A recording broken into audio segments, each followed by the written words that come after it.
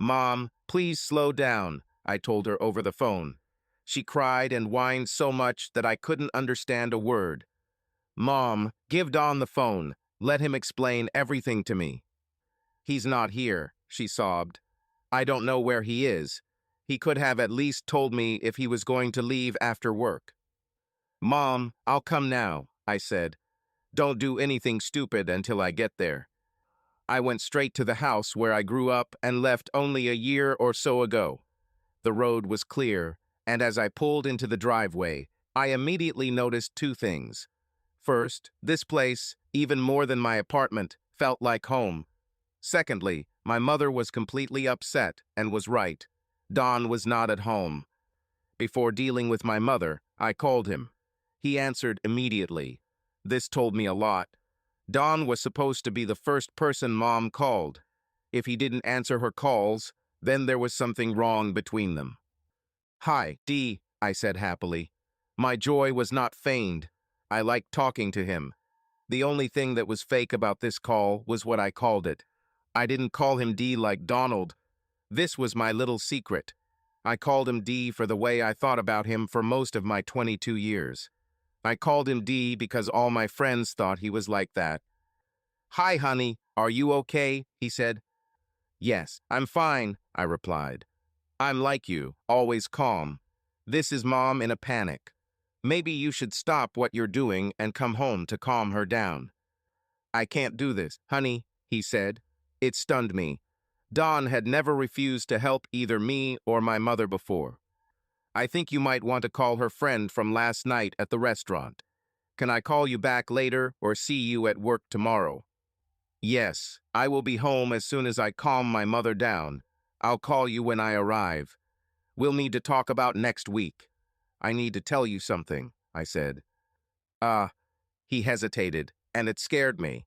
I thought for a second that maybe Don had figured out the game I'd been playing with him all these years. "Okay, call me when you arrive. But call my cell phone, okay?" he said. "Of course," I replied, smiling. "We need to keep this between us for at least another week. We don't want Mom to find out." "Yeah," he said. His tone bothered me, and something else. Something in his tone scared me. Don seemed upset. I've never seen him like this before. This man was unbending. Even when we had a fire in the middle of the night, he was amazingly calm. While Mom and I were running around like crazy, he was calm and organized, as if this happened every day. He assessed the situation and got us both out of the house, making several trips back, carrying all of their financial documents and most of my important belongings, hauling a garden hose into the house, and almost putting out the fire himself before the fire department arrived. We lived in a hotel for 3 weeks while the house was being repaired. I got a whole new wardrobe, but it wasn't that big of a deal. Don saved my laptop, my favorite clothes, and even my favorite games and teddy bear. He also saved his mother's most prized possessions. Unfortunately, he didn't have time to save anything of his own. When I started crying thinking about it, he laughed and told me that Mom and I were his favorite things in the house. I vowed to be just like him. My mother, on the other hand, if you look up the word drama in the dictionary, there will be a picture of her next to the definition. I was sure that what she was so upset about probably wasn't that serious. I entered the house and saw that it was a mess. Mom lay on the sofa like a dying swan. There were boxes of handkerchiefs all around her, and she was crying disappointingly. "What happened, Mom?" I asked. "Today at work, I learned that all my years of faithful service to this damn company mean nothing," she sobbed. I sighed, realizing that this was another one of her storms in a cup of tea, and that I was caught. "Okay, Mom, let's start from the beginning," I said. I had no idea how quickly my life would change. "About 3 weeks ago," she began tearfully, "the company hired 3 new account managers. They are all young and just out of college. They sell a lot of products and breathe new life into the company. The old man loves them, but no one else likes them. They are pushy and arrogant." She blew her nose loudly and continued. "Anyway, Last week, one of them started being really nice to me. He complimented me and told me how beautiful and sexy I was. She stopped and looked at me because I was rolling on the floor laughing. "What the hell is so funny?" she asked. "Mom, you are 42 years old," I laughed. "I'm the same age as Jennifer Aniston," she said. "Yes, but Jennifer Aniston looks 30. You look 42 on your best day," I said. "Dawn always tells me I'm beautiful," she retorted. This was her last word in defense. She knew that if she said the magic word, Dawn, I would have to accept her logic, no matter how ridiculous it was. "Yes, but there is a reason for it," I said. "Which?" she asked. "You'll find out someday," I said, smiling. I loved having a secret from her. "Anyway, Ted asked me to meet," she said. Suddenly, alarm bells started ringing in my head. The cheesy smile on my face disappeared. "You didn't agree?" I asked. "Of course, I agreed," she said sadly. "I haven't been on a date in 14 years. A young, handsome man invited me. What should I do?" "Mom, please tell me that he didn't take you to a restaurant," I begged. "Yeah, he took me to that little Italian restaurant that Dawn always takes me to, and—" She looked at me lying on the floor, shaking her head as my dream crumbled before my eyes. "Oh, you don't know the worst yet," she said, not noticing the source of my pain. "When I came to work in the morning, he acted as if nothing had happened between us. Then I noticed everyone in the office was laughing. Everyone thought it was funny that a woman of almost 50 went out on a date with a man who was the same age as her 22-year-old daughter," I asked. "No," she answered quietly. "They walked past his table and laughed, and then I noticed why. He hung my panties on the lamp on his desk. I did the stupidest thing I could ever do. Nobody knew whose panties these were, but I was so ashamed that I went and took them.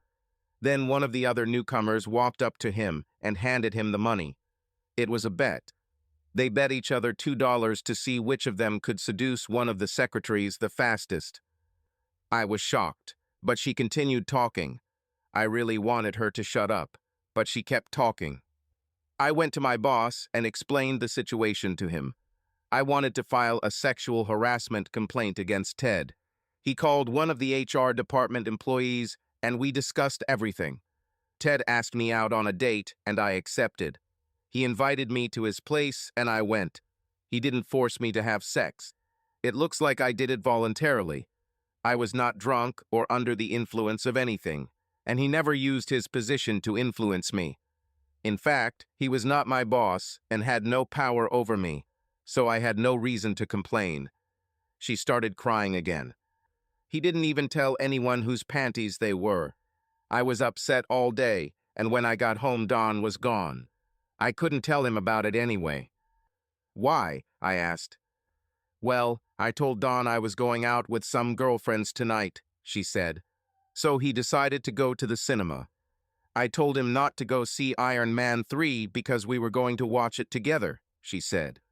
"But anyway, when I got home, Dawn wasn't there, and I just broke down and—" "You stupid bitch," I screamed, realizing what had happened. "Terry, don't talk to me like that. I'm your mother," she said sharply, "and I went through a terrible ordeal. I was humiliated and insulted, and the sex was terrible. And I came home expecting someone to care about me, and I couldn't. What can I do about it?" I glared into my eyes. "She has." "Shut up, Mom, just shut up," I snapped. But she wouldn't. She just kept talking and crying, so I ended up slapping her just to shut her up. She stood covering her face and looked at me strangely. "You have no idea how stupid you were, Mom," I snapped at her. "You stand there and talk about how you were humiliated and hurt, and you really have no idea what you did." "You're taking that tone again, young lady," she said. "Mom, you destroyed our family," I hissed. I couldn't help myself. I started crying. Then I turned away from her and pulled out my phone. I realized his number. As soon as he answered the call, I just started talking. "We need to talk in person," I said. "I want you to come to me. Go there now. I'll be alone, I swear. We need to talk now. He agreed, and I turned and glared at my mother. Obviously, you can't help with this, she said. She took the phone and dialed the number. I wonder why Don didn't call me and tell me he'd be late, she asked stupidly. Probably because he won't come home, I snapped. What are you talking about, Teresa? She asked. Mom, Don saw you last night at the restaurant with your boyfriend, I said. Her eyes widened in surprise. Oh, she said. Well, that complicates things a little. So he knows that I kind of lied or let him believe that I was seeing girls, although it will take more than one lie to make him truly angry with me. Is it too late for me to make an appointment with another mother? I didn't ask anyone in particular. Seriously, Don and I, she began. Just shut up, Mom, I hissed. Terry, what? She began. Mom, you'll probably get divorced because of this, I said, shaking my head.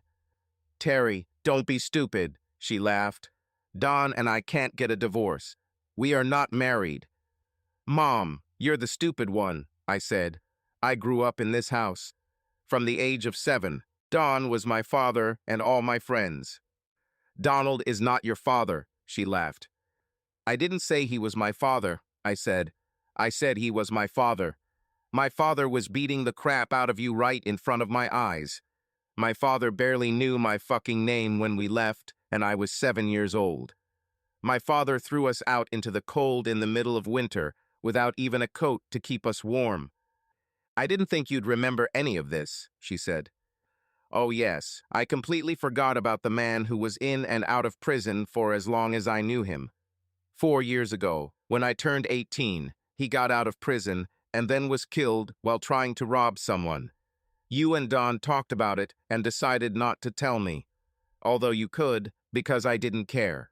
I didn't tell you about other things either. I didn't tell you that I knew Donald was awake holding you when you woke up in the middle of the night screaming that my father was abusing you or forcing you to have sex with his friends. She looked at me in shock. I'm lucky, Mom, I said. All the shitty memories were pushed out of my psyche by better ones. I have memories of vacations at Disney World. I have memories of exciting birthday parties and swings in the yard. My performance in 4th grade when I forgot my line and froze. He whispered it loud enough to get me back on track. When I wasn't doing well, my father would encourage me and make me feel better. He praised me. He was always so proud of every little thing I did. Maybe my father never paid any attention to me, but my dad fought over my poor softball performances. I guess I never realized you felt this way, she said. Tears were streaming down her cheeks. I think maybe he's a father figure to you, but Dawn and I don't have that kind of relationship. We're just housemates. I am a strong, independent, modern woman.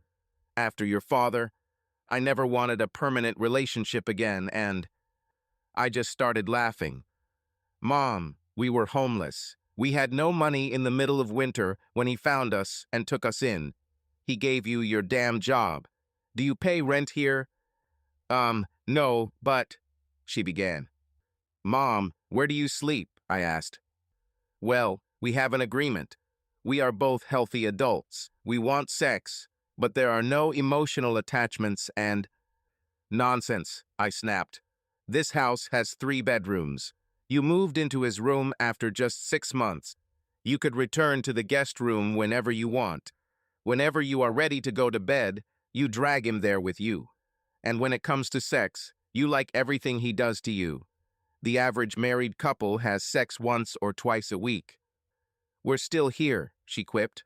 Actually, this is probably what I need to erase the bad memories of sex with Ted. He treated me like a bitch, and... She stopped when she saw me shaking my head. You still don't understand, Mom, I said. Everything is over. You destroyed our family. Which family? She asked. Me, my daughter, and our housemate. This is not a family. Mom, damn it, you are so stupid. Wake up, I shouted. In our state, there is such a thing as civil marriages. You and don't have lived together well beyond the 7 years required for marriage. And if you pulled your head out of your ass, you'd realize something else. All your friends call Don your man, don't they? It's only because they're all married and—" she began. "Do you ever correct them when they do this?" I asked. She shook her head. "This new woman is from your work," I said. "The woman who hit on Don and then tried to kiss him under the mistletoe at the Christmas party last year. Why did you try to pick a fight with her again?" "Okay, maybe I have feelings for Donald, but only because." "Mom, do you want your relationship with Don to end? I mean, how long can you stay together? You have a job, and you don't have to take care of me anymore. Why are you still here? Why didn't you leave on your own? I mean, you're a strong, independent, modern woman, right? You don't need a man to take care of you, right?" She just looked at me. "Mom, who washes your back when you take a shower? Who rubs your feet after a hard day at work?" I asked. "Mom, was it Ted who made you scream, 'Take me,' in the middle of the night when you thought I was sleeping?" "Mom, I know this will come as a blow to you, but you have loved Donald for over 14 years. You didn't try to find someone to marry before this, because you've been married since then. Before you got the court to grant you a divorce from my deadbeat prisoner father." She nodded her head as if she could finally see it. "What you don't know yet, Mom, is that Don loves you too. I think he always loved me. And that's why everything is so bad.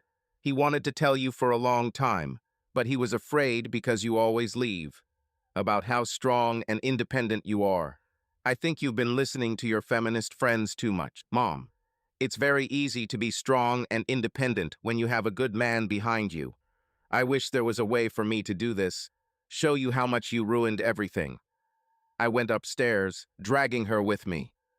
"Terry, slow down," she said. I went through all of Don's boxes until I found him. Then I gave it to her. Her eyes widened as she focused on the small box, and more tears streamed down her cheeks. "This?" she asked. I nodded. "Next week is our family anniversary," I said. 14 years ago, on Monday, Don found us. He wanted to ask you to marry him for real. He wanted to make us a real legal family. For some reason, this mattered to him. I think he wanted to be able to tell you how he felt about you instead of just telling me how he felt about you." Then the biggest, stupidest smile appeared on her face. I took the ring back before she could open the box. "So I'll just talk to him," she said. "The fact that I lied about dinner is not a reason for us to break up." "Mom, he saw you at the restaurant where you two go together. You lied about going out with friends and didn't go out all night with a man. Put yourself in his shoes. The woman you love had sex with another man. You cheated on him. 14 fucking years later, you cheated on him. Do you even know why Dawn was lonely when you two met?" She looked at me with a blank face. "He just went through a divorce," I said, "and it was fucking disgusting. Dawn served in the army. He was overseas during Desert Storm.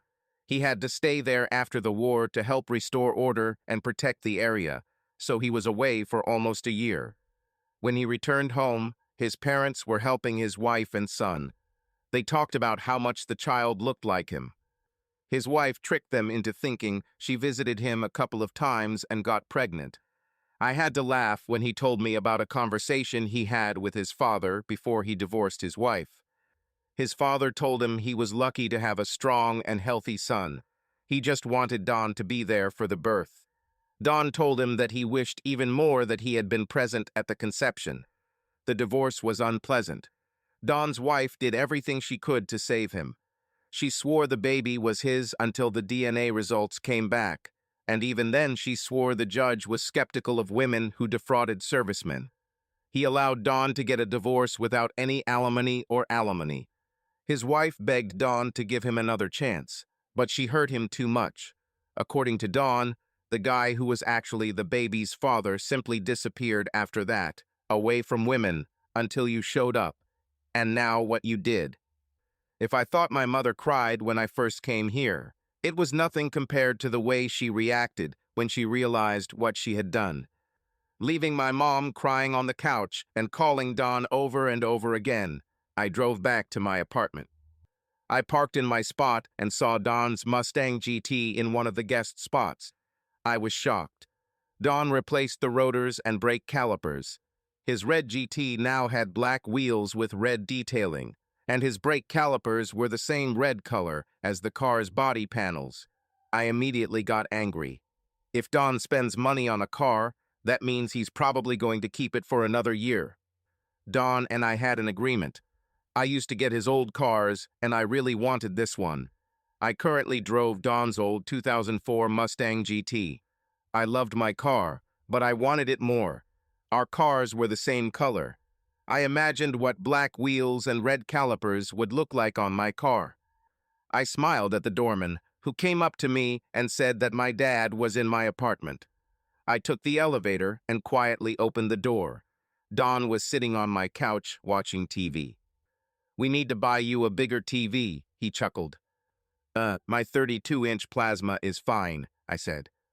"Honey, the average TV size now is 42 inches, he said.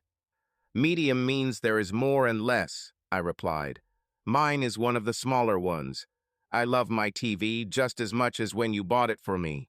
Can we stop avoiding the topic and talk about you and Mom?" He smiled and turned away, but I still saw the pain in his eyes. His iPhone rang, and he looked at the screen and then turned it off. "She won't stop calling you," I said. He placed the phone on the sofa next to him. Even when he put the phone down, it started vibrating. He turned away from it, as if that would stop the phone from demanding his attention. "So the wedding is canceled, right?" I asked. "She didn't seem to know it was planned," he said. "I didn't even have a chance to propose to her. But going back, maybe it was for the best that it happened.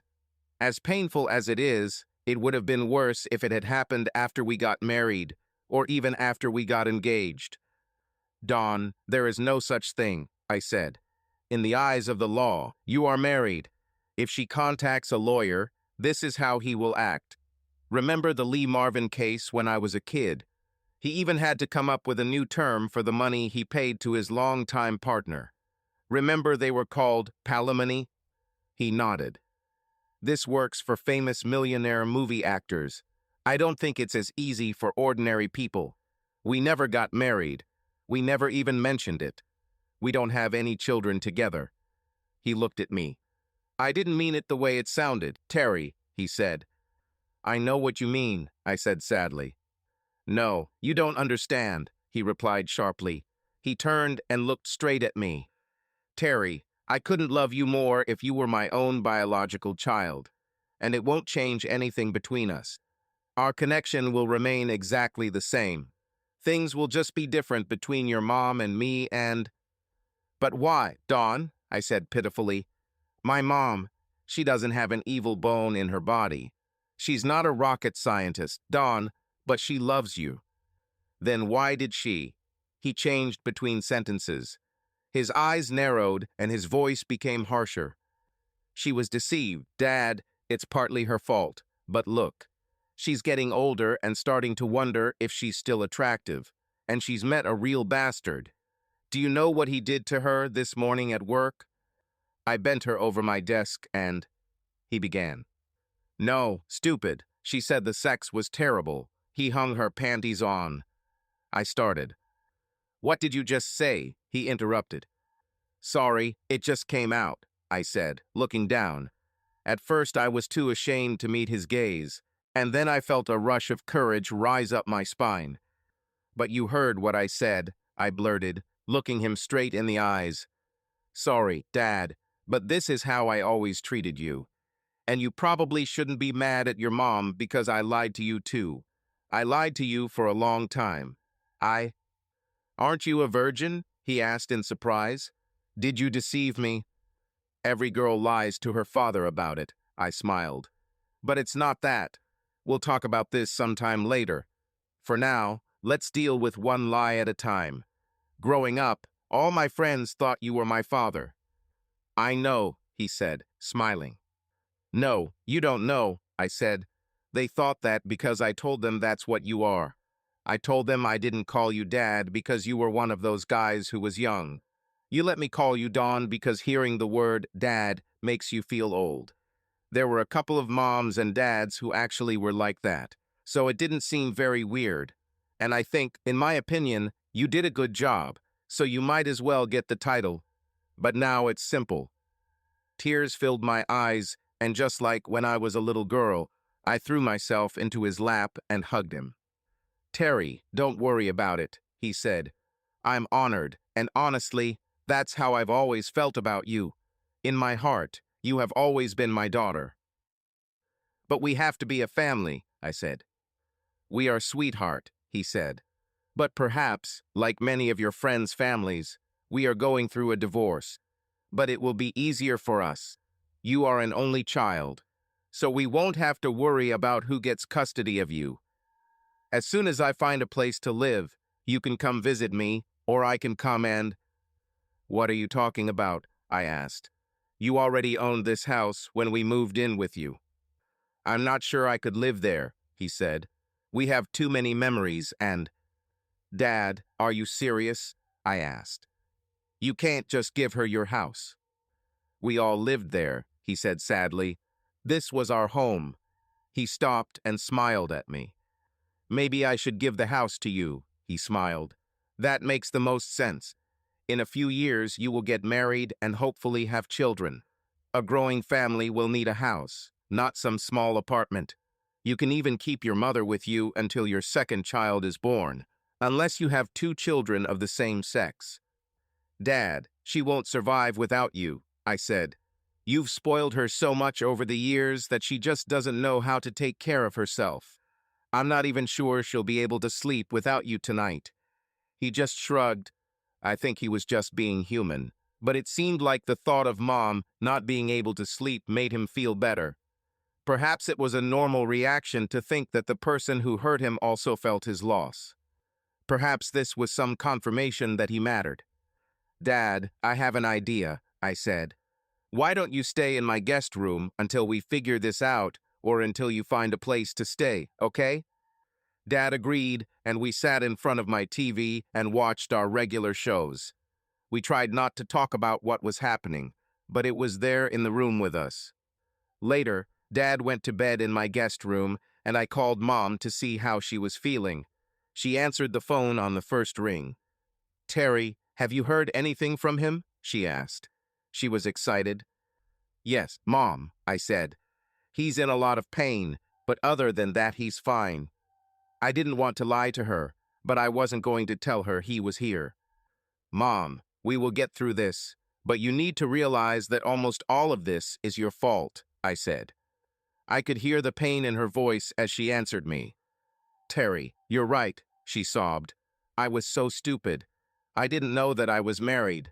When I meet my friends, we all talk about how we are strong and independent women. And the first scammer who praised me a little was able to separate me from my panties.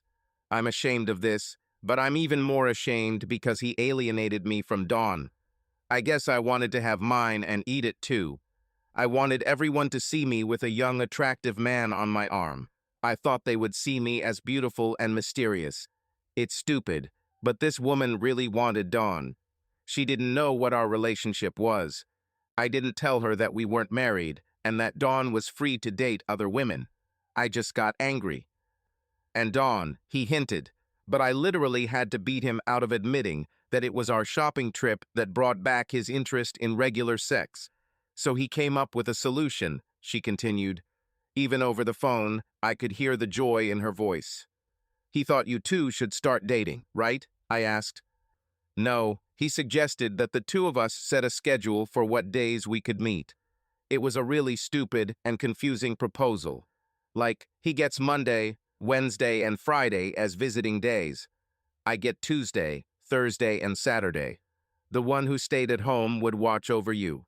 By then, I trusted him enough to leave you alone with him, so it might have worked, but I had a better plan. I told him we should just have sex with each other. I think he almost had a heart attack, she said. But we agreed. We set all sorts of rules about how we would do it and when. It was strange for both of us. I just looked at it as a convenience. I was still in the hate men phase, but I didn't want Dawn to sleep with other women. For some reason, Dawn didn't even seem like a man to me. In the back of my mind, I was also thinking about survival. I understood that we were in a very fortunate position. I assumed that if Don started dating, sooner or later he would meet the woman he wanted to be with, and then you and I would have to move out. The whole sex thing was funny. In the days leading up to the first time, there was madness between us. On the one hand, I really wasn't happy about it. Don wasn't the bad guy type like your dad. We didn't have that hormonal pull. Sex was just supposed to be something I let him do to repay what he did for us, but also to make sure he didn't find someone else. Don, on the other hand, was very nervous. He was almost too polite. And later I found out that there were two reasons for this.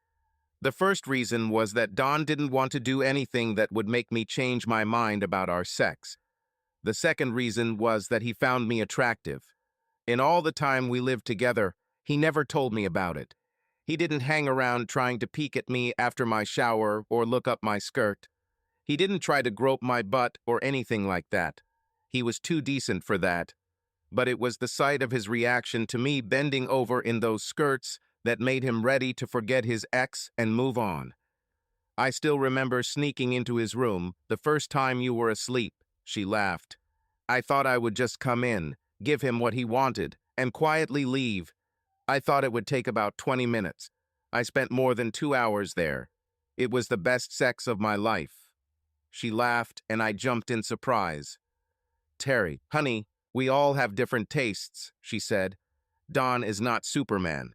What he did was make me feel loved. He was so gentle and attentive. He made sure I liked it too. Have you ever heard the expression, drive it like you stole it? That's how your father was with me. Donald treated me more like a prized collector's car. I think you remember that we had 3 bedrooms at home. Initially, we all had our own rooms. When you grew up, we decided that we needed an office so that there was a computer and where you could do your homework. Honey, that was a lie. Well, we really needed a home office, but the real truth is that I enjoyed sleeping with Don so much that I wanted to do it every night. It wasn't just about the sex, Terry, it was everything. As I told you, I originally had nightmares when we first moved in. Don held my hand and massaged my back until I fell asleep again. But that's nothing compared to sleeping through the night in the arms of a man who actually cares about you. I've never experienced this with your father. Your father, that scoundrel, just had sex with me, rolled over and fell asleep. He didn't hug me or even touch me after that. With Don, I felt protected and loved. God, Terry, I'm such a fool. Mom, we'll fix this, I said. Go to bed, and we'll talk tomorrow. When we hung up, I wondered if there was a way to fix this.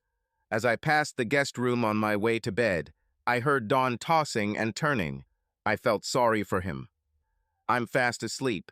Things enter my conscious and subconscious mind while I sleep. My brain must be on a bit of a lag because sometimes I become aware of things in my dreams, but I don't realize their meaning until I wake up. Over the next few hours, I remember Don getting up to go to the bathroom or get something to drink. But I also remember my front door opening and closing. I stood up for myself when I realized this. I thought Don just got up in the middle of the night and left. I decided to get up and check on him. I looked into the room, and what I saw shocked me. Don didn't leave at all. I ran to my room, grabbed my phone, took a few photos and a short video, then closed the door and went back to bed. When I woke up in the morning to get ready for work, my mother was sitting at my kitchen table. "Do you want me to make you coffee?" she asked. "I miss Don so much," she said. "Last night I couldn't sleep. I was completely exhausted, but could not sleep. I came here. I thought I'd visit you for a while instead of trying to sleep in that big empty bed. I slept in your guest room. This mattress is incredible. I slept like the dead. But when I woke up, my problems were still there." "Mom, do you even know what happened?" I asked. "What do you mean?" she asked. "Mom, I think I know why you slept so well," I said. I took out my phone and showed her the photos. Mom and Don were so used to sleeping together that they probably didn't think about their problems. When Mom came and went to bed, Don probably got up for a drink or something. He just returned to bed and instinctively hugged her. In the photographs, Don was pressed against my mother's butt. With one hand, he held her breast. Even though they were both fully clothed, it was one of the most erotic sights I've ever seen. Even in their sleep, they took each other's form. Mom opened her mouth when she saw the photographs. "When did you take these pictures?" she asked. "Late last night or early morning," I said. "You slept together last night." "Mom, it wasn't the mattress that put you to sleep." "But he's not there," she blurted out. Then the strangest expression appeared on her face. "I remember him getting up to go to work. It was like every morning. Only he didn't come back to kiss me goodbye." I just shook my head. "Mom, if you and he are just roommates or domestic partners or whatever you want to call it, why does he kiss you goodbye in the morning?" I asked. She looked down at her feet. "I don't know. We just do it," she said. "I know that all this just confirms your words even more. But, Terry, I don't care. I just want him back." I didn't really know what to say to that, so I just nodded. I noticed that my mother seemed to be in no hurry to go to work. When I left the apartment, she was still sitting in her robe and looking at her cup of coffee. When I got to work, the first thing I did was check my messages. There was the usual mixture of business and personal matters. 2 letters from guys who wanted to know about my current project, and 3 from friends who were curious why I wasn't at the bar we usually hang out at last night. "Thank you," said a voice behind my shoulder. "Dad, I have nothing to do with this," I said. "It was just her and you." "How was it with me?" he asked. "I went to bed alone and woke up next to your mother." "Oh, Dad, look at this picture," I said, showing him the same picture.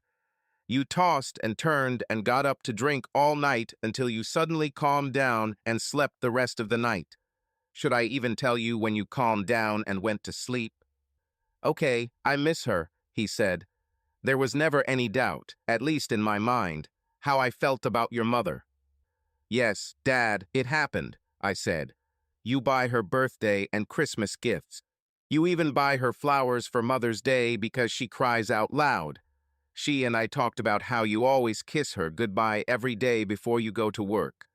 But have you ever told her about this? Do you love her?" "Well, no," he said. "That's it," I said. "But she's the one who always says that she doesn't need a man in her life. How many times did she say that she would never marry again? I was just thinking about this last night. Over the past few weeks, I've let you convince me that I should ask her to marry me.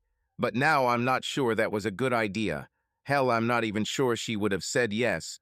Said no. Then it would have been very awkward between us. It would probably change everything, and it would be too strange for us to stay in the same house. So, in a way, maybe that's a good thing." "No, this is not good," I said. "This is a terrible mistake that should never have happened. She feels terrible about this. I think that when you two get home tonight, you should sit down and talk about this, like every other problem we've had. I remember the time you two found out that I tried marijuana. I still remember coming home and overhearing you talking about how to deal with it. I don't remember you ever being able to handle it. I'm just not sure how I'm going to be able to face her," he said. "She's a grown woman. She can do whatever she wants. We're not even married. I have no right to tell her what she can or cannot do. What it all comes down to is that she somehow hurt my feelings." "Damn it, Dad," I screamed. I walked through my office and closed the door angrily. "Take another look at this photo." "I was asleep," he said, "and her hand is on top of mine, so." "Obviously, she wanted you to do it," I said. "And that's exactly what I want to say. You use a lot of terms and words here. You talked about rights. You said that she can do whatever she wants and that you two are not married. If this is true, then why is she crying in my apartment because she knows she screwed up? You said you're not married, Dad. That scares her the most. If you were married and she did this, at least you would be together legally and mentally until the court grants you a divorce. She doesn't even have anything to do with it. She thinks you can just leave her and find someone else. She goes crazy just thinking about you. Do you know that this was the reason why she was crazy about this friend of hers many years ago? This was also the reason why she suggested that you two start sleeping together. She doesn't want to see you with someone else, Dad. She just doesn't know how to tell you. Well, going out and sleeping with some jerk is definitely not the best option, he said. Here we go again, I said. I think that's largely what's happening here. You two see it completely differently. My mom screwed up. She's so used to listening to all these single and divorced women at work who go out, and they're always having casual sex with a bunch of guys who don't care about them and who almost never call them back. They not only get used to it, but also seek it out. They tell themselves that they don't need a man in their life, and that relationships only complicate the situation. This may not be true in every individual case, but a lot of these strong, independent women my mom hangs out with are just women who couldn't get a man. Mom's getting old, and when women reach a certain age, they start to wonder if they're still attractive, and that's what I'm talking about, I said. What? He asked. You know what I'm talking about, I said. Even when I brought up the fact that she doubted whether she was still attractive or not, you made such a stupid face. Dad, my mother is not the most beautiful woman on the planet to anyone but you. Most people see her as just a normal woman. I would love to have her breasts, but I don't envy her having such a big ass. See, you just did it again. I need to go to work, he said. I'll call you later, honey, and I'll think about what you said. Maybe in a few days I'll try to talk to her. But now it hurts too much. I understand what you meant when you said we saw things differently. Your mother and I were not married. We didn't have a relationship because we never formally established one, so I didn't do anything wrong to her. In different ways, your mom is afraid of relationships. Her track record is 100% bad. Darling, you have had much more experience in relationships. You dated in high school. You learned how to do something, work, and when it's time to give up. Your mom stayed with one guy until he kicked her out. Maybe she thinks all guys are like that, so she just didn't want to be in a relationship anymore. Locked up allows her to do whatever she wants. On the other hand, I think for a long time I thought that your mom and I were together. Like you said, I never told her that in the exact words. I may have been walking, but I couldn't talk. Maybe I didn't want her to feel locked in or forced to be with me, but I think I've thought of it as mine for over a decade now. Like you said, I never told her this in direct words. Maybe I walked through life, but did not speak out loud. Maybe I didn't want her to feel locked in or forced to be with me. But I think that all these years I saw her as my life partner. So when she came out and gave herself to another man, it hurt me, and I really love her. Or I did. But now I don't even know what I feel. I just need some alone time. I'll call you back later. The day at work passed without any special events. My father and I work in the same company. He is an engineer. I am in the finance department.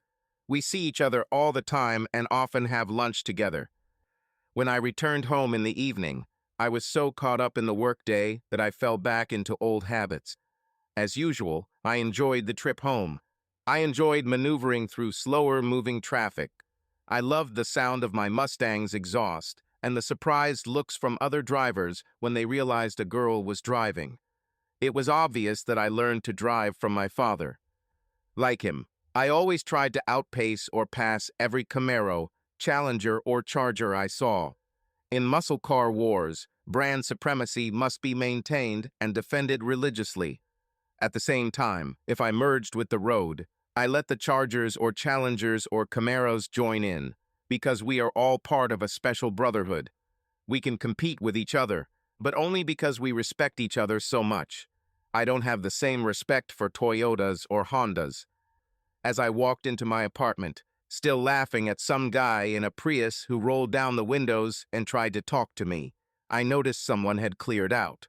I'm not a pig, but I do most of my cleaning on the weekends. The place smelled good.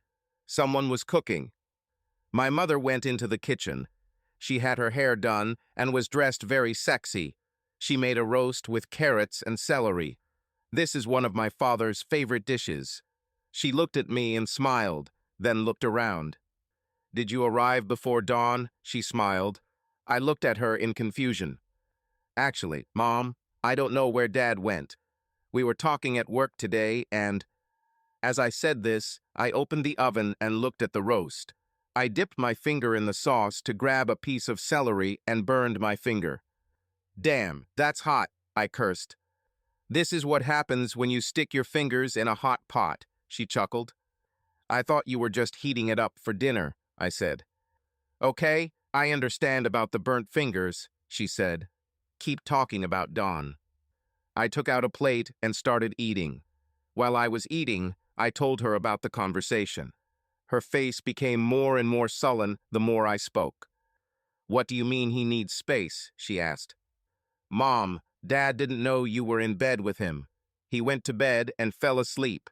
When he woke up, you were together. He got up, took a shower, got dressed, and left. When I showed him the photos, he was very embarrassed, I said. What does he have to be ashamed of? She asked. I called several of my married friends.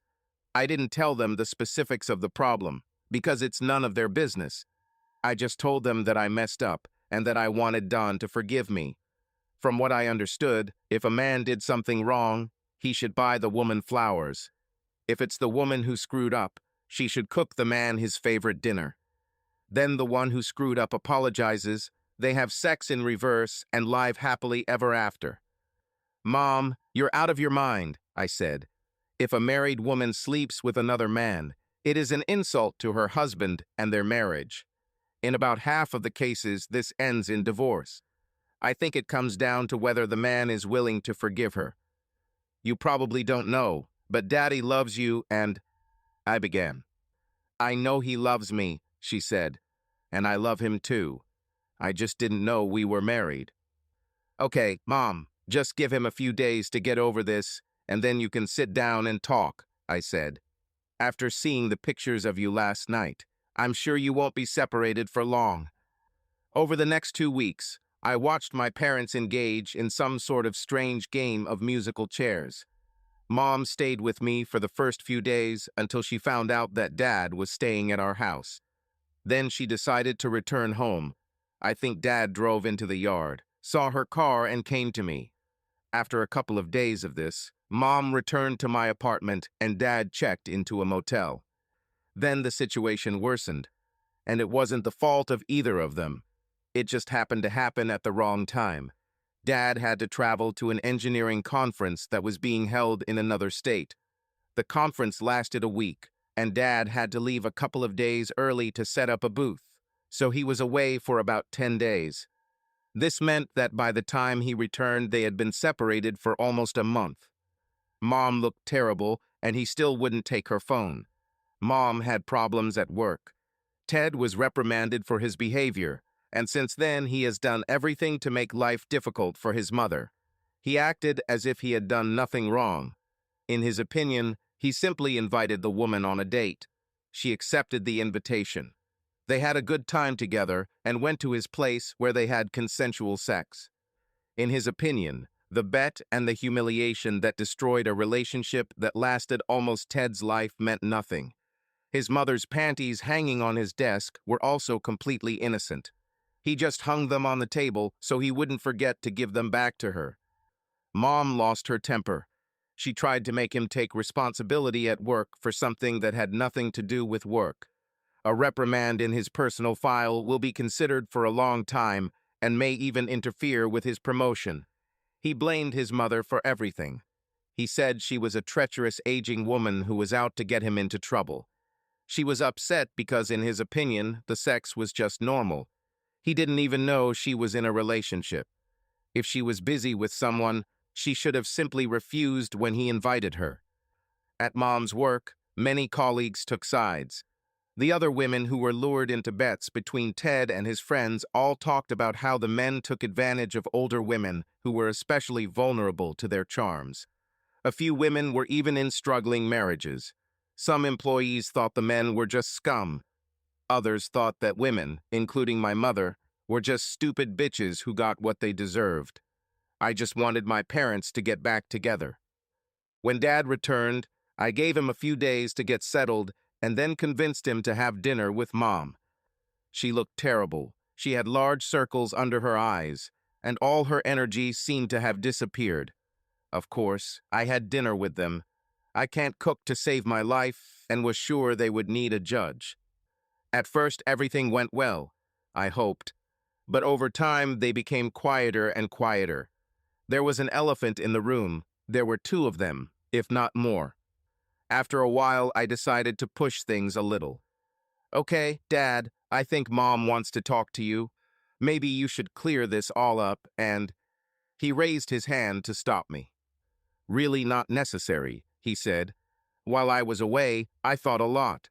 I overestimated the situation. Let's just leave this behind. I was shocked. It wasn't like him at all. Mom smiled the biggest smile I've seen since this all started. Are you really serious about this? She asked. He nodded and started eating. Mom was too excited to eat, and I was still in shock. So can I go home? She asked. I never stopped you from coming home, he said between bites. No, but every time I was there, you weren't there, she said. It's not home without you. It's just a house. I noticed that Dad did not answer her, and his face remained impassive. It was as if he was wearing a mask. Well, it's good to see things going back to normal between you two, I said. I probably took it in words. I wanted to understand what was going on in his head. It will probably take some time, he said. Mom's head lifted and her smile faded a little. And I will never make that mistake again, she said. I'm really sorry. Dad looked at her, and in the coldest voice I had ever heard him say, You have nothing to apologize for. I should be apologizing. Mom is not the wittiest person, but even she realized that something was wrong. Of course, she took it the wrong way, but at least she understood that something was going on. What is her name? She asked sharply. Whose name? He asked. The bitch you cheated on me with to even things out, Mom blurted out. That's why you suddenly decided to forgive me. I am not stupid. While you were away, you found some bitch and slept with her. Now that we're even, you're ready to just forget about everything. But there is a difference, and you know it. I was deceived and humiliated. What I did happened by accident. What you did was intentional and meant to hurt me. So tell us about it. Just rub it in my face. She was younger and more beautiful than me, wasn't she? Marlene, I have no idea what you're talking about, Dawn said, looking her straight in the eyes. If you want, I'll take a lie detector test. I didn't sleep with anyone while I was away. I haven't slept with anyone since the last time you and I think my mother then realized that he was telling the truth. She smiled nervously, as if she was expecting another shoe. Then why do you have to apologize to me? She asked. I'm the one who ruined everything. Dawn, I swear to you. You didn't ruin anything, he said. I ruined it. Even I was puzzled by his new perspective on the situation. How could you mess up? She asked carefully. I acted like a child, he said. I have to admit, I was jealous and insecure. I played too hard. Mom frowned as she thought about his words, but to me the message was clear. Dawn, you didn't ruin it, she said. Your reaction was quite understandable. No, he said. It was childish and inappropriate. This will not happen again. Of course it won't happen again. I already told you I won't do this again, so you won't have to be jealous, Mom said. That's how it will turn out, he said coldly. It's none of my business. You are a strong, independent woman. You can make your own decisions. So let's be clear, she said. Will you forgive me, just like that? Can we go home together, just like that? What I'm trying to convey to you is that you have nothing to apologize for, he said. I must ask you to forgive me. Why should I forgive you? She asked. I do not understand anything. Can we just forget about this? He asked. No, she said. What did you do wrong? I can't forgive you if I don't know what you did. I already told you, he replied. I overdid it and overestimated the situation. Imagine that I'm stupid, my mother said. Please tell me exactly what you mean. When I say I overdid it, I mean that in these 14 years, apparently, I forgot how we started. I guess you couldn't know it because I never said it directly in words, but I always had certain feelings for you. I apparently projected my feelings onto you and somehow assumed that you felt the same way about me. This was my mistake, which I will not repeat again, and having overestimated the situation, I behaved as if my feelings for you gave me some kind of rights or position in your life. Again, I apologize, and this will not happen again. Everything you did was right and actually thoughtful when you think about it, and I. No, Dawn, she cried. You couldn't be more wrong if you tried. I spoiled it all. I just wish I knew how to fix it. There's nothing to fix, he said. Dinner was great. I'm going for a ride. Are you going to sleep here or? I'm going home, my mother said quickly. My dad hugged me goodbye like he always did and nodded to my mom. After he left, we just looked at each other. What do you think about it? I asked. What are you going to do about it? What? Mom asked. He's still angry with me, but we will find a way out of Thizo. Now we have a chance. I can't wait to get into that bed, and he hugged me. I really need this. I've been feeling pretty lousy lately. I just looked at her. Mom, were you here to have the same conversation as me? I asked. She looked at me and tried to smile. Mom, I think he's writing you guys off. He completely takes the position that it was his mistake. He says he was wrong, upset, being upset about all this because he assumed that you guys were in some kind of relationship, but he sees now that you didn't. Essentially, he says that he loved you and thought you felt the same about him, but it was all just his mistake. Well, that's not true, she said, realizing for the first time what was happening. I love him. I love him and much more than I have ever loved anyone. He should know this. He's just being stupid. No, Mom, he's being passive-aggressive. He's hurt, and that's just his reaction to it. The man clearly loves you so much that the thought of you doing what you did drives him crazy. I'm telling you, you two are weird. First of all, it's you, Mom. You are the very embodiment of a broken toy, in love with a man who simply used you and abused you. You cried for that idiot and kept telling him that you loved him. I don't remember much of it because I was only 7 or 8 years old when he kicked us out. But I remember that I didn't like him. Then Dawn finds us. You were maybe 26 or 27 when we met Dawn. This is where everything stops making sense to me. You got pregnant with me when you were 18 and had to marry that idiot. This means that you were only with him for 7 or 8 years while I was alive before that.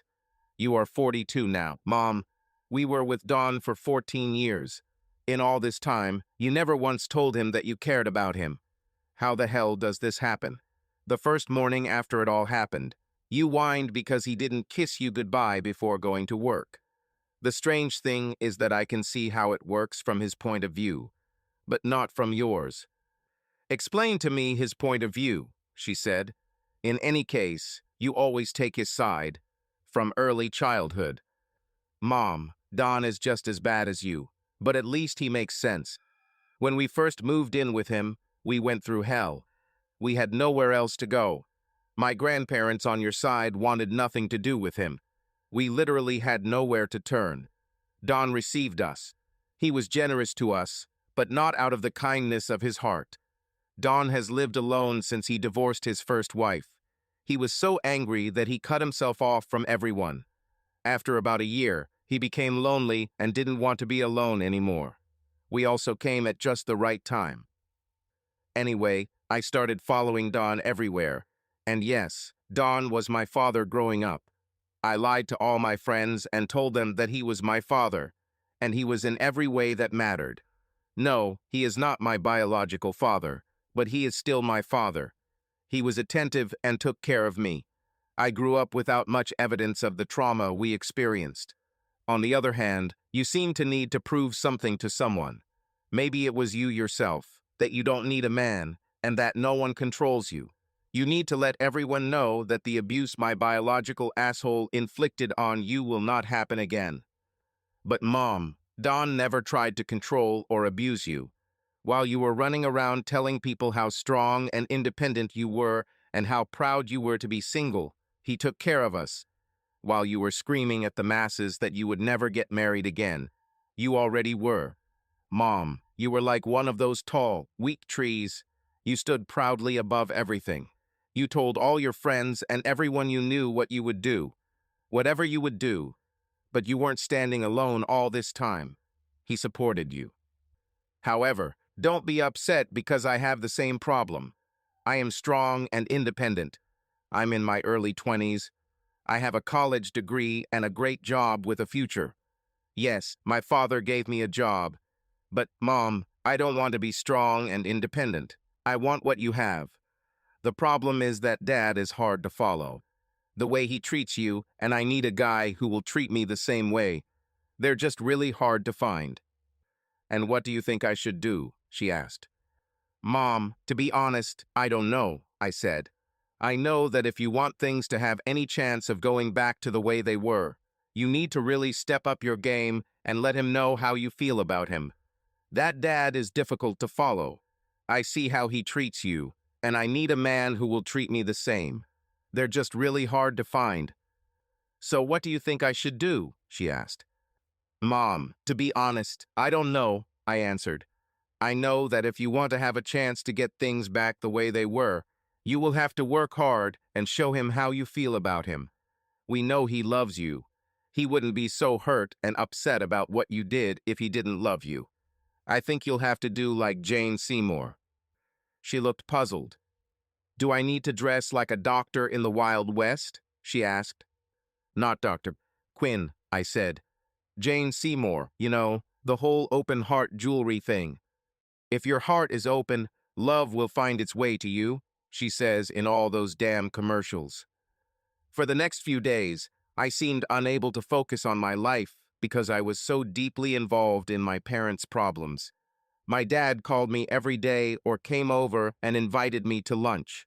We talked about everything except the problems that he and Mom had. I knew it was a game because he kept asking me if I thought there was something wrong with Mom. I told him that as far as I was concerned, she was fine, except that their relationship was falling apart.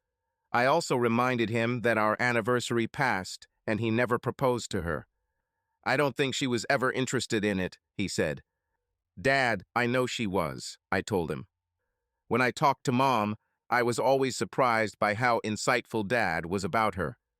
Mom, do you feel something is wrong? I asked her. I feel a little weak and a little weird, she said. But I don't think it's physical. I think I'm just hurt that Don's not here. And Ted is terrible to me at work. What do you mean, no daddy? I said. Honey, we knew it would take a while, she said. He's very polite to me. Isn't that good? Asked me. I don't need him to be polite, Dorney.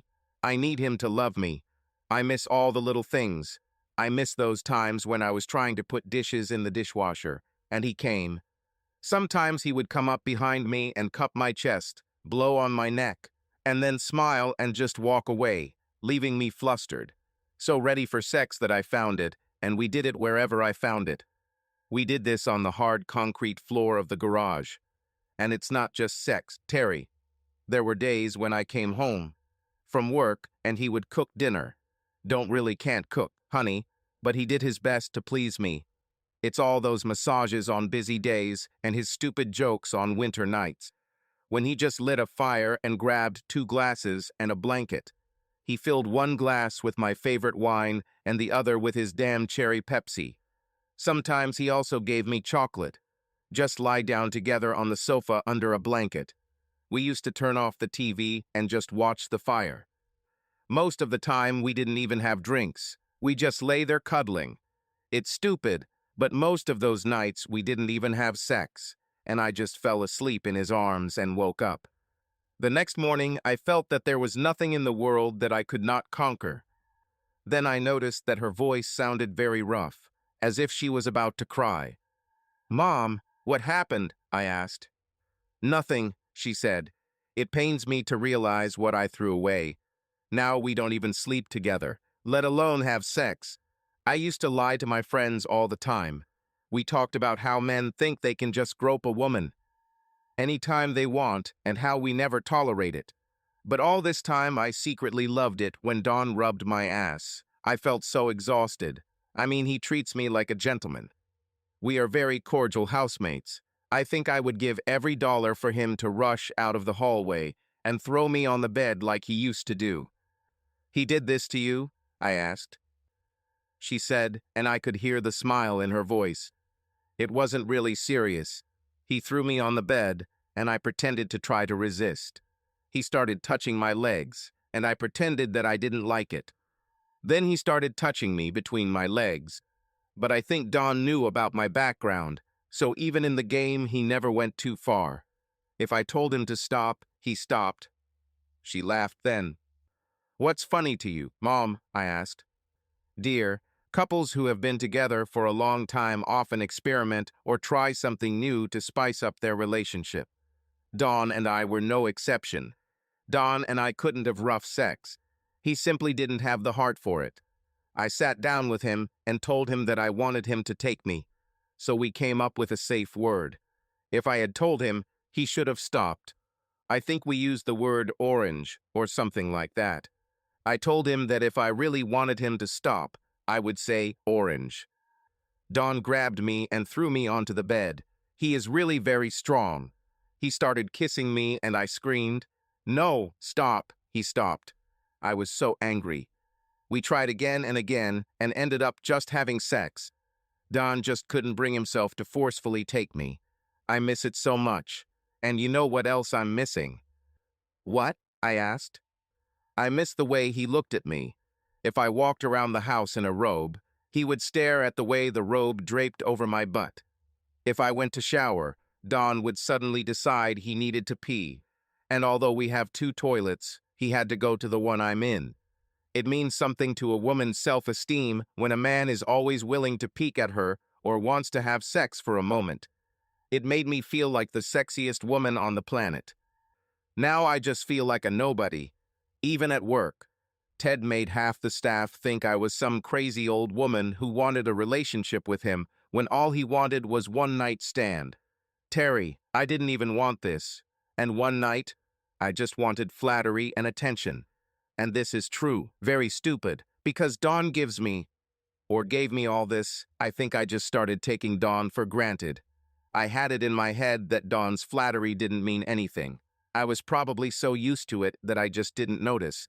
I don't know how this couldn't have happened because Dawn was very nasty sometimes. Dawn, my dad. Dawn? I asked incredulously. Terry, there were times when you came to eat with us and he just went crazy, she laughed. While I was there, I asked. Oh yes, she said. You went to the bathroom to wash your hands. You probably even talked to us through the door. Dawn was lifting my skirt and biting my ass. As soon as you turned off the water, he sat down again, as if nothing had happened. You were coming out of the bathroom, and I was sitting there, all red and excited, and Dawn was sitting at the table with a big one, grin on his face. After one such conversation, everything changed. I told my father about this. Of course, I left out all the details of their sex life, but I told him how much she missed the intimacy they had lost. I also let it slip that Ted was bothering her at work. This was probably a mistake. My father did not have lunch with me that day. He called me and said he needed to take care of something. When I returned to my desk after lunch, my dad called me. He needed me to come and pick him up, and he gave me the address. I thought that was good. I thought that if his car broke down, he would fix it and then start thinking about buying a new one. When I got to the address he gave me, it turned out to be a police station. I had to get my father out of prison. He was thrown into prison for fighting. I told the guy behind the counter that there must have been some mistake. My father has been an engineer for 42 years. He doesn't get into fights. Honey, your father started this, the policeman said. He showed me the video taken by the security camera. It showed a building that looked familiar to me. The video shows Don approaching the building as people were coming and going. He just stood there. A young guy who was maybe a little bigger than Dad came out of the building, along with two other guys about his age. My father said something to one of them, and the guy turned to him. My dad beat the crap out of the guy. I was stunned. I don't think he was ever involved in a fight that I know of. The younger guy grabbed his face, and my father started yelling at him. The younger guy answered something, still holding his face. His friends started laughing at him. Then, when Dad turned to leave, Junior tried to hit him. He turned, and the blow landed on his shoulder, not his face, and then it followed. Lately, my dad has been very angry, and he let it all out. He just started beating the guy. The funny thing is that the man's friends did not interfere with this. They just yelled at Dad and started calling security. It was the guards who pulled Dad away from the guy. "Where is he? And what is he accused of?" I asked. "We're disturbing the peace," the policeman said. I looked at him madly. "Your dad slapped the guy first," he said. "But it was more of an offensive blow than an attempt to harm him. He also did it right to the guy's face. The fight didn't start. You saw them talk about it later. Then your father turned to leave, and the guy tried to hit him with his back turned. He's bigger than your dad, but he's a damn coward. They each tried to hit each other, so we talked to the other guy at the hospital. It seems they made some kind of deal. Your father went there to get this guy to leave your mother alone. Neither of them plans to press charges. We charge both of them only with disturbing public order. Come down and get it." I entered the room with the cages and smiled at Don through the bars. "Come on, Mike Tyson. Let's get you out of here," I smiled. "Don't say anything about this to your mother," he said. I just shook my head. Mom took a day off from work to go to the doctor. Before I even got home, she called me and asked what happened to Dad at work. All his hands were wrapped. I think she thought Dad had had some kind of accident at work. She was really worried about him. She was hysterical on the phone. I really wanted to tell her what he did for her, but I couldn't. I promised him I wouldn't tell her. I promised not to tell him. When she returned to work the next day, she still found out about everything. Many of the people she worked with knew Dawn from company outings and parties.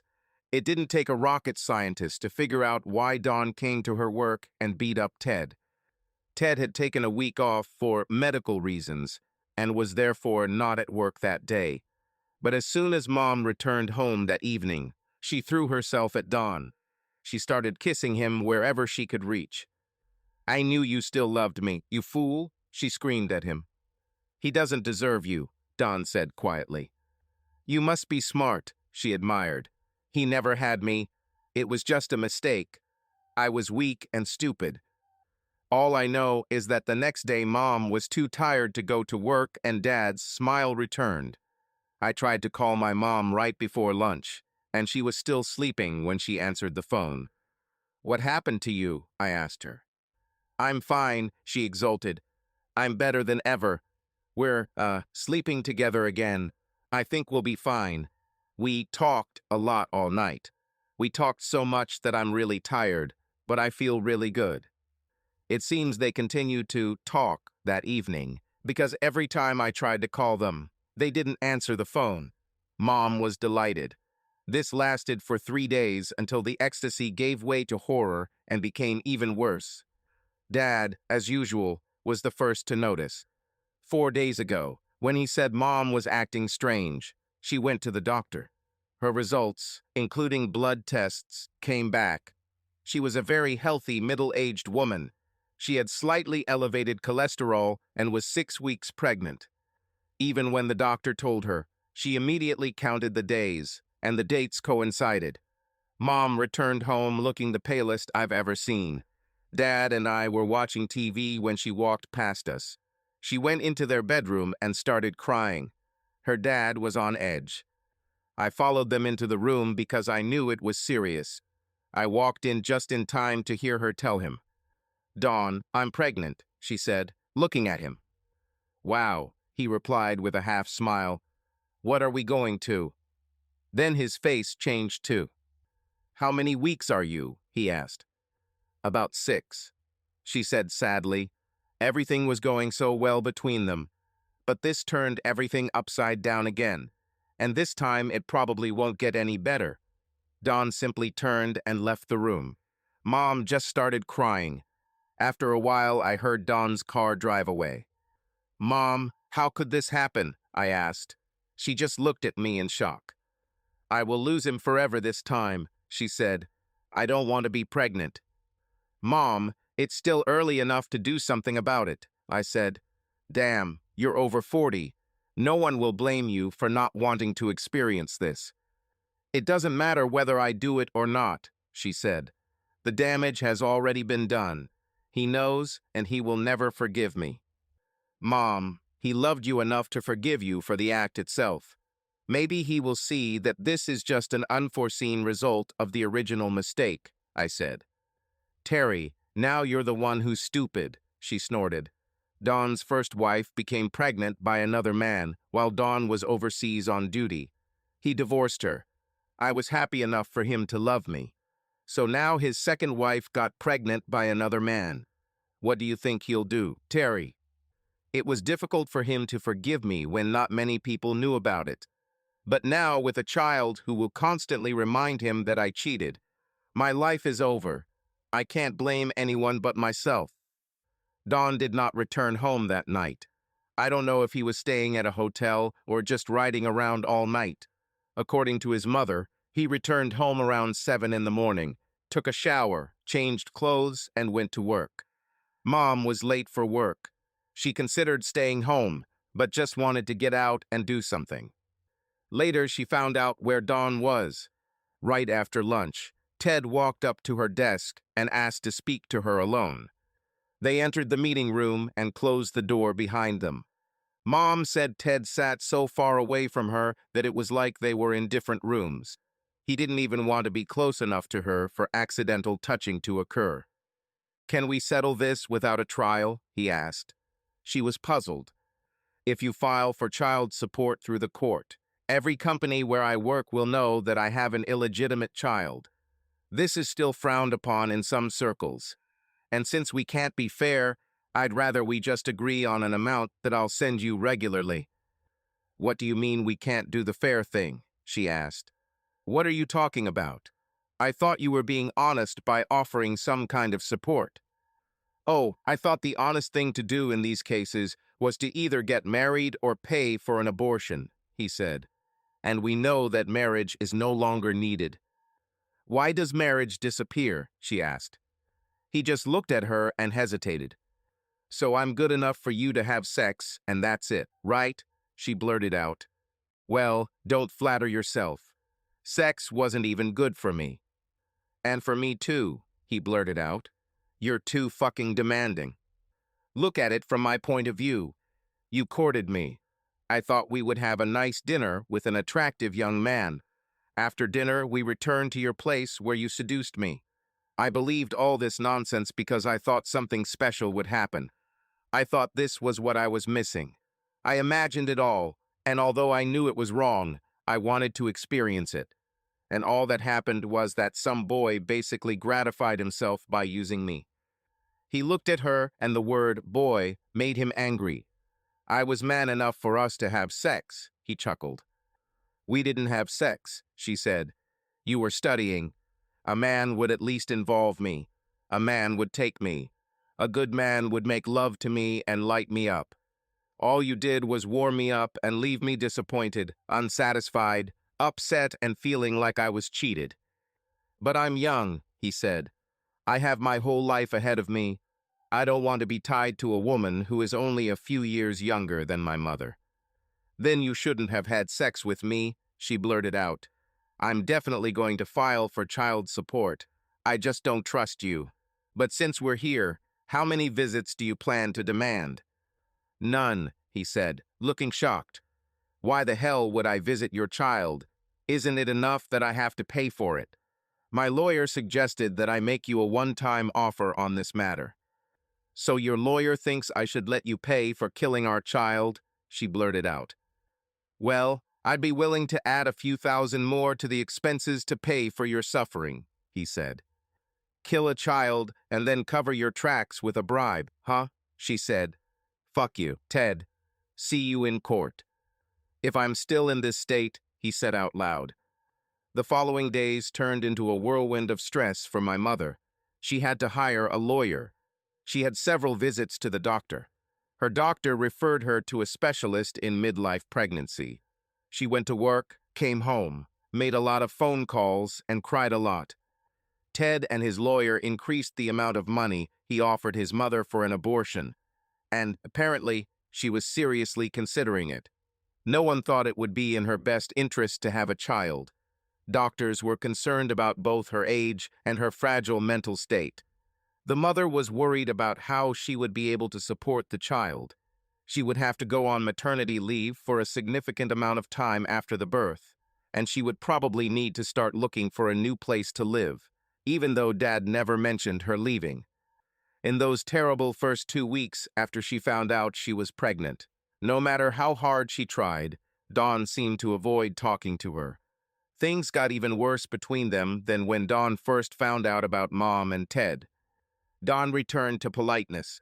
It literally tore my mother apart. Then things got even worse. Ted's lawyer sent Mom a paper saying it was said that Ted doubts that the child is his. He used a condom when they had sex. He heard when he and his mother had sex. He had heard that Mom had sex with someone other than him, so it was entirely possible that he wasn't the baby's father at all. Until a DNA test was carried out, it refused to pay for anything. The growing tension between Mom and Ted affected both and their work. The owner of the company was worried about whether the company would be dragged into it. Either one could claim that the other created a hostile work environment. So, to save the company from possible liability, he fired them both. Mom's lawyer quickly filed a restraining order of sorts to prevent Ted from leaving the state before things between them could be resolved. Ted's lawyer countersued and accused Mom of trying to get Ted. The hearing was scheduled for the next morning. But when things got worse, they got better. Mom told me that she sat on the sofa and cried her eyes out. She had no idea what she would do. She was pregnant and in poor health. Time was running out, and she could not safely terminate the pregnancy. She lost her dad. She couldn't even tell him how sorry she was. She ruined their lives just when they realized how much they felt for each other. She needed to find a new place to live and another job, and she had no illusions that she would be hired while she was pregnant. Losing a job meant losing health insurance. There she was at the lowest point she had ever been in her life. She told me that she felt as if the weight of the world was pressing down on her shoulders, and then someone rubbed her shoulders. She looked into Dawn's eyes and saw nothing there but love. She started crying again. She was so glad he was here that she didn't know what to do. "I'm sorry if I let you down," he said. "I became a little selfish for a while. This will not happen again." She simply nodded and pushed him onto the couch next to her. He hugged her, and they just lay on the couch together. She told Dad everything that was going on in her mind. He didn't do anything masculine or try to solve all her problems. He just listened. She continued talking until she fell asleep. The next day, she woke up still lying next to him. "If you don't mind listening, I think I can help you with your problems," he said. Mom just nodded her head. She was so happy that she could not speak. All her problems seemed easier when Daddy came back to her corner. "Wait," she said, jumping up and running out of the room. While she was gone, Dad called and said that he wouldn't be at work that day. He also called me and told me to take the day off and meet them at the courthouse. When Mom returned to the room, Dad was waiting for her.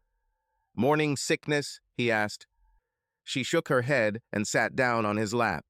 She wrapped her legs around his waist and pressed her breasts against his chest. "Morning breath," she said. Then she started kissing him. "I will have to appear in court soon," she said. "I don't want to waste time talking or eating." After they finished everything they did, Mom asked Dad how he solved her problems. He told her that he would tell her when they returned from court. She almost cried again when she found out that he was going with her. I slipped into the courtroom shortly after it all started. I had problems finding a room. It was nothing like the court cases on TV. I think I was expecting a trial-like atmosphere, but this was just a hearing. The lawyers argued back and forth, and even the judge got tired of it all. He looked like he was about to say something when Dad raised his hand as if he were at school. The judge noticed him. "You don't have to raise your hand," he snapped. "This is not fourth grade." "Your Honor, I've listened to all this, and I think I have a solution that will suit everyone," the dad said. "I've been sitting on the bench for over 20 years, the judge said, "and I don't see a one-size-fits-all solution to this problem. The adults here clearly don't like each other, and they are both trying to make it seem like the other party is solely responsible for all the wrong things done. In cases like these, I must find a solution that is in the best interests of the innocent child. But I'm ready to listen to whatever you have to say." The lawyers looked at Dad and then at each other. They both sat down. "Your Honor, Ted wants to take a job in another state. He doesn't want anything to do with Marlene. He really wants to leave all this behind him. He considers all this a huge mistake. He thinks Marlene is trying to ruin his life over what started out as a joke. Am I around somewhere, Ted?" "You hit 400, Ted said. "Miguel Cabrera's batting average is not that high." "Marlene agrees with Ted," Dad continued, "but only that what happened between them was a huge mistake. She wants him to take responsibility for what happened between them. At the same time, she will not be able to work much during pregnancy, so she would like to get some support and help with her medical bills, which is quite reasonable, right, honey?" Mom smiled and nodded. "My decision involves two options. Marlene can choose which one suits her best." "Wait a minute. Why can't I choose?" Ted was indignant. "Because none of them affect you, Ted, until the baby is born," Dad said. "We'll come back to your choice later." "Will I have a choice too?" asked Ted. "Yes, Ted, you will have a choice." "Damn, this is better than anything she offered," Ted said. "Language," said the judge. "So," Dad continued, "Marlene prides herself on being a strong and independent woman, but in this case, I think she needs help. I would be willing to pay for her doctor's visits and living expenses until the baby is born and a DNA test is performed to prove that Ted is the father. That way, Ted could go and find a job anywhere in the world without worrying about Marlene. When the baby is born, Ted could reimburse me for the expenses." Mom smiled, Ted smiled, even the lawyers smiled. "I agree," Ted said. "You don't get to choose this part," the judge said sharply. "What's your second idea?" asked the judge. I'm not sure Marlene would like this option," Dad said. He took out of his pocket the ring box that I showed my mother before all this. Mom's scream echoed through every courtroom and hearing room in the building. She pushed her lawyer away and jumped on her dad with such force that he fell to the floor, where she began to kiss him. Between kisses, she kept shouting, "Yes." The judge banged his gavel many times, trying to restore order in the courtroom. "I agree with that," the judge said. "I see your logic. If you two are married, it may be able to be added to your health insurance. Mr. Ramsey may reimburse any costs following receipt of the DNA results if acceptable to all parties." "It suits me," Ted said. "That's where your choice comes in, asshole. That is, Ted," Dad said. "I'm listening," Ted said. "How about this all ends?" said Dad. "No more hearings, no more trials, no more DNA. Just move on with your life."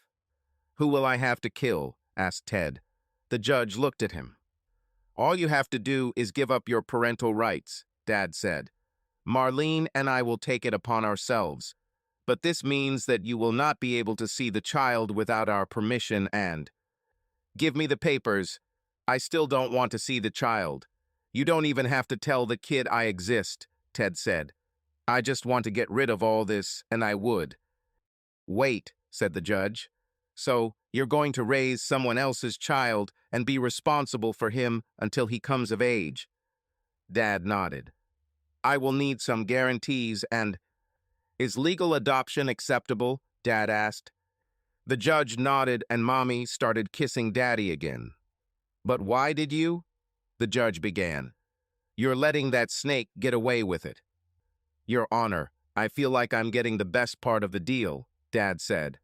The judge looked at him, waiting for an explanation. Dad pointed at me. Your Honor, that beautiful young lady there made the decision for me. I have known and had some involvement in her upbringing since she was about 8 years old. She brought nothing but joy into my life from the first second I saw her. She thinks she is my daughter. I think so too, and no one will ever be able to convince us of this. So maybe this time, I can be by her side for the first 8 years too. Every second of happiness I get from her is like a gift from the one who should have been her father. The only difference this time is that I actually saw the guy. I will arrange the adoption myself, the judge said. Lawyers for both sides will draw up official documents and submit them to me within 10 business days. The court is closed. Wait, I screamed just as the judge was about to bang his gavel. He looked at me in surprise when I approached the table. I thought everyone was happy, he said. Your Honor, if my dad marries my mom and adopts my soon-to-be brother or sister, we'll all have the same last name, right? Yes, I think so, said the judge. Your mother may decide to keep her last name, and from a legal perspective, the dad doesn't even have to adopt the child. In our state, children born in a legal marriage are considered the offspring of the spouses. I'll have to check this to be sure, but— What about me? I asked. Can I be adopted too? Why should I have a different last name? Why should my birth certificate be signed by someone who never cared about me? If he were alive and passed me on the street, I wouldn't even know who he was. Young lady, you are 20-something years old. You. He noticed his dad nodding his head. Okay, I'll do that too, he said. Mr. Ramsey, you will still have to provide blood and DNA tests for medical reasons, and in case family medical history is needed to diagnose any injuries or illnesses the child may have during his lifetime. The court is closed. Mom and Dad got married long before my brother Ryan was born. Dad swore that Mom, 6 months pregnant, was the most beautiful bride he had ever seen. By the time of the wedding, I had already changed my last name and was adopted. I gave the bride away myself. After the ceremony, some of Mom's friends congratulated her. One of them was puzzled. But I thought you were already married, she told her mother. We were, Mom said, but I didn't know we were married. 3 months later, the strangest thing happened. Dad wasn't allowed to adopt Ryan. It had nothing to do with Ted. He signed the renunciation form before the ink was even dry. It turns out that Ted was right all along. He wasn't Ryan's father. The DNA test results were negative. Mom started crying. She was sure there had been a mistake. I didn't sleep with anyone else, Dawn. You have to believe me, she cried. One very smart nurse calmed her down and took Dad out of the room. When he returned, he was nervous. On the day my mother was supposed to be discharged, the nurse brought all the documents. She handed the birth certificate to Dad to sign. Wait, dear, Mom said. Are you sure you want to do this? As the judge said, Dad said, all children born in marriage. But Ted is not the father, she said. I don't know who the father is. I swear Ted was the only one I slept with. I think maybe at one of the parties you and I went to. Maybe they did something to me while I was drunk, which I don't remember when I woke up and— Calm down, Dad laughed. I know who the father is. You forgot about someone else you slept with. It must not have been very good if you don't remember. I'm telling you, I didn't sleep with anyone else, Mom said. Yes, you were asleep, said Dad. With me.